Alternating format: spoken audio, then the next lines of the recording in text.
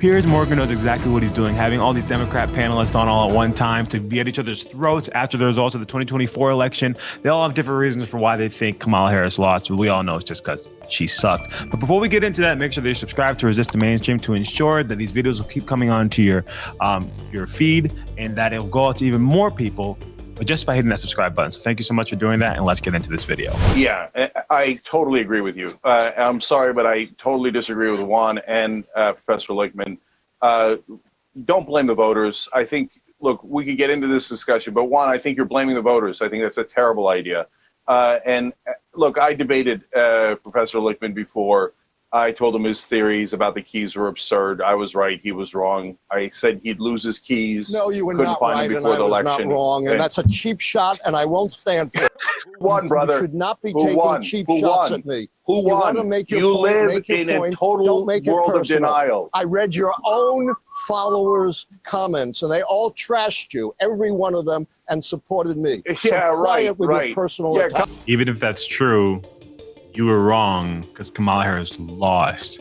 So you're just telling him that his followers are stupid, which, I mean, they're all on the left, so I'm inclined to agree.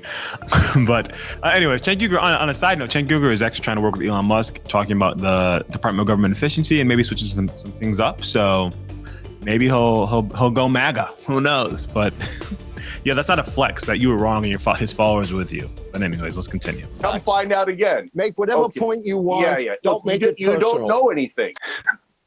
You don't know anything. You attacked me personally. You're so deluded. Oh, right. I've only been a professor for 51 years. On this program, I've never been able to finish a thought. How many books have you published? No, because you're personally attacking me again.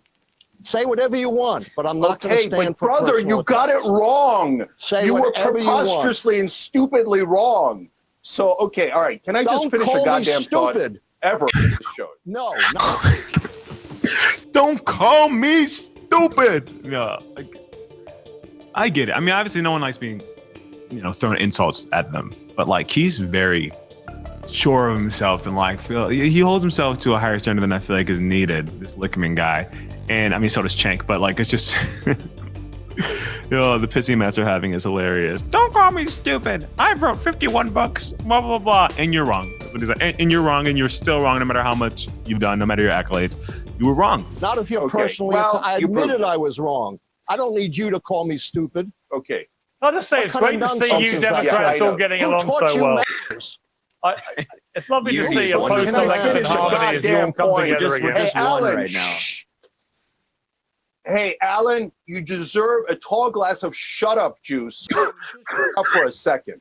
And let someone who knows what they're doing. You're so right, Piers. You're so right. We're so unified right now. So I will not sit here and stand for personal. A tall glass of shut up juice. Man, you got Harry and Juan over there just like, yeah, we're so filled with love and we're heartwarming right now. Man, it's funny. It's funny watching them implode because it was such a failed campaign and now they're just screaming at each other and like ripping each other's throats out. Attacks for blasphemy against me. You don't need to do that. You don't blasphemy against you. Who the hell are you? Are you Jesus Christ, you loser?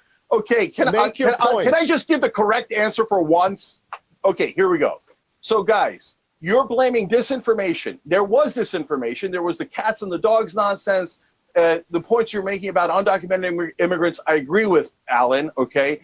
But that didn't cost the election. The main disinformation was about how the election was going to be rigged. And it wasn't rigged. It was dumb. They won easily. There was no need for that disinformation. You guys are missing the whole point. The people. Okay, the cats and dogs things, whatever you want to say. I'm so sick of hearing there's disinformation on the right. There's so much disinformation. You guys literally said that Trump supporters are Nazis. You said that it was comparable to Hitler. You said you guys had so much disinformation on your side as well, lying about him, his track record, acting as if he's solely responsible for everything that happened on January 6th. You guys indicted him. You guys called him. All the stuff you did to Trump and the things you said about his supporters. I mean, Joe Biden called us garbage. All these things are literally saying he said he wants to be a dictator on day one. All that is disinformation. None of that stuff was true, or it was completely misconstrued and manipulated intentionally to deceive the American people. And then it all got exposed that you were lying and being disingenuous. And so everybody was like, I don't know if we trust you guys. So you can sit there and say there's disinformation on the right, but there was tons on the left as well. And watch how they don't acknowledge it. Who are at fault are not other people. It is the candidate, Kamala Harris, the previous candidate, Joe Biden, Democratic Party, Democratic leadership. You guys don't want to admit that they're the problem. They're the cancer in the Democratic Party. So you blindly lash out at the voters, at information, at social media, and you want to shut down anyone who disagrees with you. Not the correct answer. There are three wings of the Democratic Party.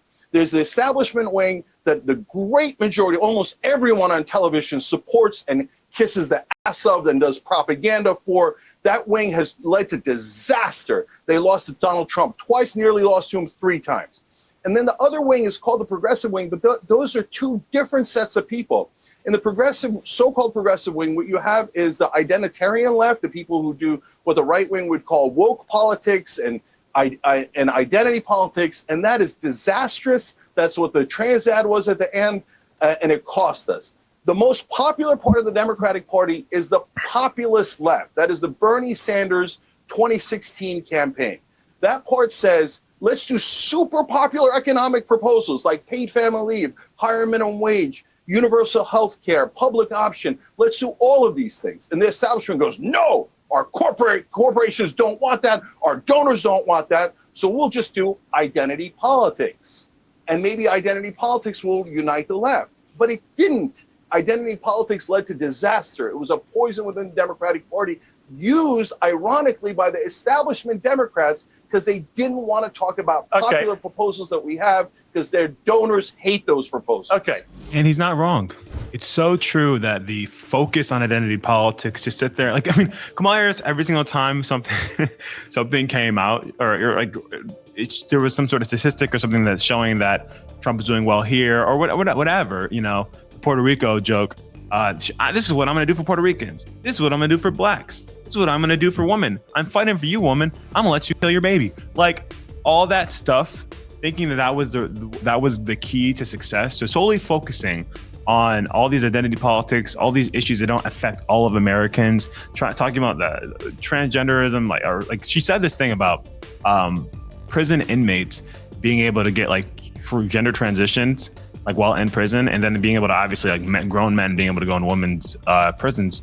Like she was advocating for that kind of thing. But that was years ago. She still advocated for it and she's never denounced it. It's just, there's so many like insane woke things that she wants to promote. And even with illegal immigration, she's responsible for so many people crossing the border illegally, and our country being infiltrated like heavily with all this crime and drugs and all this stuff.